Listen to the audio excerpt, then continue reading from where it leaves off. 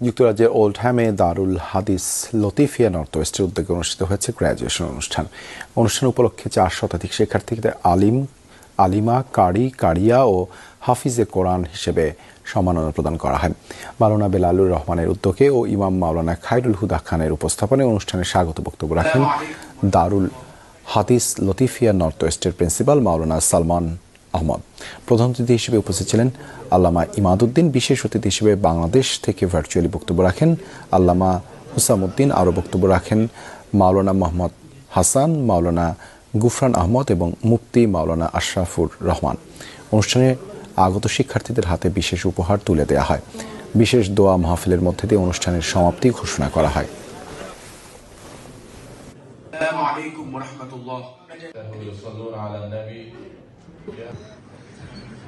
কমিউনিটির নেতৃবৃন্দ যারা রয়েছেন, ইমাম সাহেব, মুসল্লিয়ানে কারাম যারা রয়েছেন, সকলের শুকরিয়া জ্ঞাপন করছি।